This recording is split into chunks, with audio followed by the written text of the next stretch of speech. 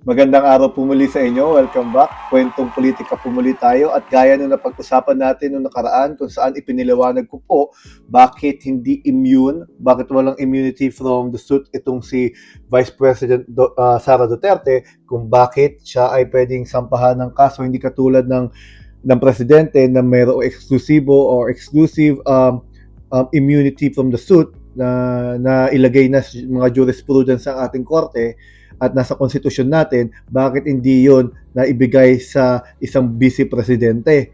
Napaliwanag ko na po yung mga rason nung nakaraang video at sa pagkakataong ito, ang gusto ko po sana ipaliwanag sa inyo, ano ang mga problema, anong mga butas, anong mga loopholes doon sa isinampang kaso na plunder kay VP Sara Duterte.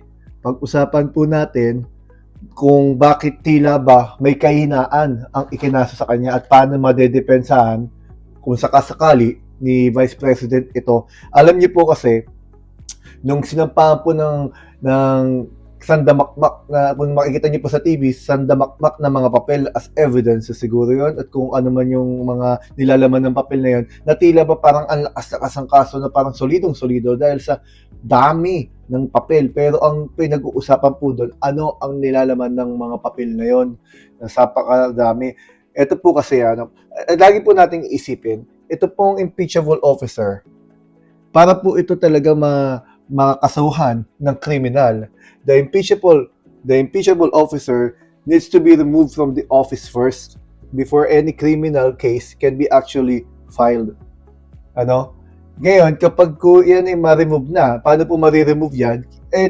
Dadaan po yan sa impeachment trial. Kaya ito nga pong pangyayaring ito, nagbubukas to ng pinto para kung sakasakaling matapos yung 1-year ban sa pagsampa ng impeachment case, masampahan ulit itong si VP Sara. O kaya naman makapag-desisyon ng Korte Suprema na tama yung unang naisampa at pwede namang hugutin yun dahil naka-archive lang yun sa Senado. Ngayon, pag-usapan po natin, ang ikinaso ay plunder. Plunder case, criminal case. Ang lagi po natin tatandaan sa plunder po, the plunder case na sinampa nila, it seems that they're showing that they have the strong case na marami silang ebidensya.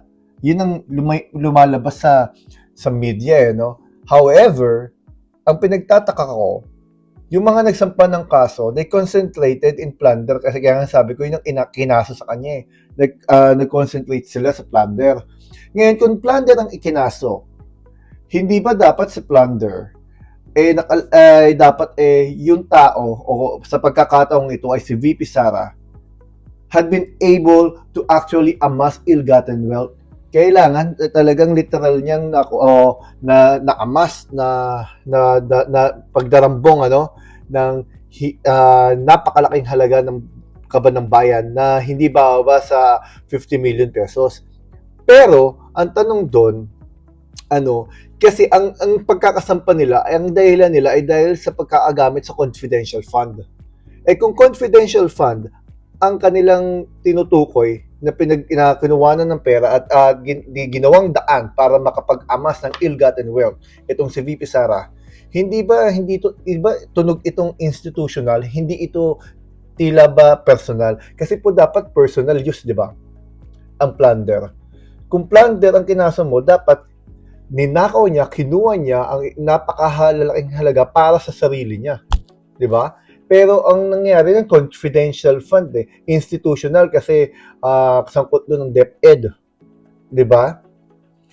Allegation is about confidential fund. So, ang tingin ko doon, masyado po yung personal, hindi po yung personal, yun po ay institutional. So, hindi ko alam paano yun malulusutan ng nagsampa.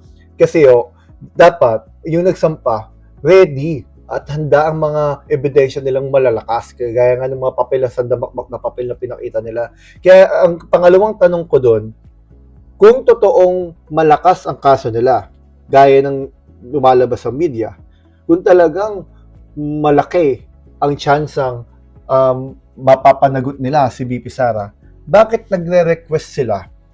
Why ask the VP to open her bank accounts? Di ba ang isang case, lalo na sa criminal case, Di ba the burden of proof relies on the burden of proof relies to the accuser kung sino ang nag-file, 'di ba? Ang kung sino nag-file dapat siya magpapatotoo na meron siyang ebidensya na totoo ang kanyang ibinibintang. Sa pagkakataong ito, plunder na nagnakaw di umano ng kaban ng bayan si BP Sara. Kung meron kang ebidensya at sinampa mo ang kaso, malakas ang ebidensya mo, bakit ka pa tila humihingi ng ebidensya kasi sinampahan mo? Bakit mo hinihingi na i-open ang bank account ni BP Sara? Baka ma-technical, yun lang naman ang akin. Siguro pinakamaganda dyan, dapat hindi ganun ang strategy nila. Dapat nag-rely sila doon sa ebidensyang hawak nila kung talagang malakas ang ebidensyang hawak nila. Kasi ang dami nilang papel na pinakita eh. Kaya nagtataka ako, why as yung kinasuhan mo, ang pinapag-usapan mo magbukas sa'yo ng dokumento niya para may makuha ka na ebidensya. Parang ang weird, hindi ko magets yung puntong yun. Saan po ba tayo dadalhin ng pagkakataong ito? Alam po ninyo, dahil sa ombudsman ito ikinaso, maraming paraan ng ombudsman kapag napatunayan nila may probable cause at tama at nakitaan nila na talagang legit at totoo ang mga para sa kanila ay mga bintang, maaari nila itong ipasa sa Sandigan Bayan o ipasa na rin sa Kongreso, no? At doon naman sa pagkakataon na to, itong president nitong pagkakataon na to, no? Ito ay magbibigay ng isang pagkakataon sa Kongreso at sa mga susunod na panahon to file another case in the future, eventually a stronger case against BP Sara. Kung sakasakaling matuloy ito at makitaan ng ombudsman na malakas ang mga ebidensyang ipinakita at mapatunayan nila na tila dapat ito idaan sa impeachment trial at para matalsik at mapanagot ang ikinasuhan nila. Ngayon yung pagkaka-impeachment nung nakaraan, kasi po na-impeach po si Sara Duterte. Nagkakamali po yung iba sabi hindi. Na-impeach po siya sa lower house. Kaya nga po na ilagay yan sa Senado, na i-transfer sa Senado. Kaya sa pagdating sa Senado, imbis na investigahan forthwith, gaya ng sinasabi ng konstitusyon, itinulog nila yan. At ngayon nga, naka-archive na. Ngayon, dahil sa mga kasong ito at nagbukas ito ng mga pintuan para sa mga susunod, kung sakasakaling lulusot ito, mapapatunayan dito kung sino ang totoong ang nagsasabi ng totoo, yung nag-aakusa o inaakusahan. Kaya ang panawagan ko nga at ang aking nasa loob dapat yung nag-akusa hindi humihingi ng ebidensya sa inakusahan niya. Kasi para napahina lang diyan ang kanyang maisinampa. Kaya sabi ko, why ask the VP Sara to open her bank accounts? You already filed the case. You presented the evidences, I guess so, sa dami ng mga papel na ipinakita at inilabas sa media, nga kaya nga sabi ko, hindi mahalaga kung anong kapal ng papel na ipapakita, ang mahalaga kung ano ang nilalaman ng mga papel na yon. Kasi kung strong case yan, lalo't plunder yan, dapat yan, ready ka na. Dapat, di ba, hawak mo na lahat. Well, hindi ko naman sinasabi at wala ako pinapaboran. Wala pa akong pinapaboran. Pinapaliwanag ko lang po yung pananaw ko dun sa nakikita ko base sa batas at base sa political situation natin ngayon. Hindi po tayo DDS, kaya hindi po nila tayo pwede pagbintangan na pinagtatanggol sa BP. At maaaring ang pagbintangan pa tayo na talagang laban tayo sa kanya dahil obviously, hindi naman po kasi tayo sumusuporta sa mga taong kaduda-duda para umupo sa pwesto. Marami pong pananagutan si BP Sara.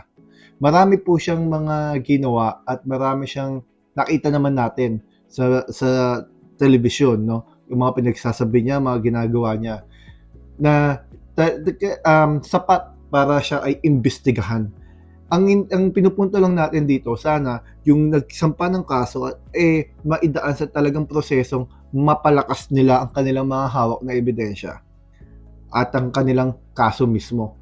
Kasi napakalungkot naman kung sa kapal-kapal ng papel na yun at wala rin palang pupuntahan.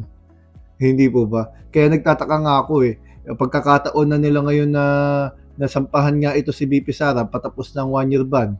Bagamat hindi pa nagdedesisyon ng Korte Suprema totally with finality, malapit na ang Pebrero, pwede na sila mag-file ulit ng case. At ito nga, sinampulan na nga nila.